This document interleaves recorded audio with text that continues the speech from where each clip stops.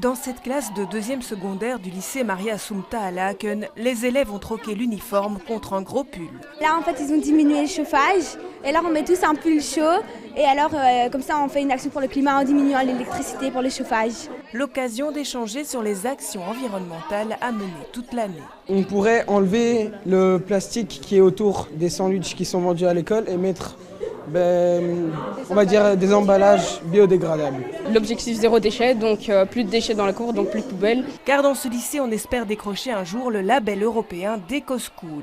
Depuis la rentrée, les professeurs rassemblés en éco-team mettent en place de nouvelles stratégies. Réutilisation des fardes d'examen, recyclage du papier et fin des gobelets en plastique à la machine à café. Obtenir ce label, c'est aussi effectivement réduire l'empreinte écologique de l'école et ça permet que tous soient conscientisés du réchauffement climatique, des actions qu'on peut mettre en place à l'école ensemble, mais que chacun peut aussi ramener à la maison.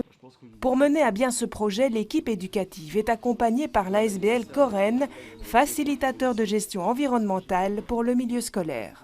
Ce n'est pas un label de performance environnementale, donc ici c'est vraiment l'organisation que l'école va être capable de mettre en place et c'est là que ça peut prendre du temps, réunir des élèves, souvent ça se fait de manière bénévole, sous des temps de midi, donc il y a toute une série de choses qui se font en plus des cours pour les profs et les élèves et c'est ça qui est finalement le plus difficile. Un pari réussi à Schaerbeek pour l'Institut de la Vierge Fidèle, EcoSchool pour la 2e année consécutive.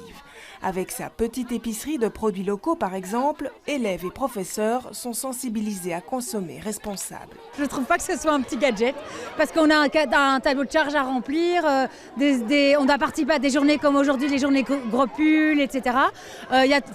Ça demande beaucoup d'investissement de la part des professeurs et des élèves qui sont aussi membres de l'éco-team. En 4 ans, à peine 10 écoles bruxelloises ont obtenu le label EcoSchool. Mais cette année, 13 établissements scolaires, dont 2 tiers en secondaire, se lancent dans l'aventure, dans l'espoir de protéger leur école, leur quartier et in fine leur planète.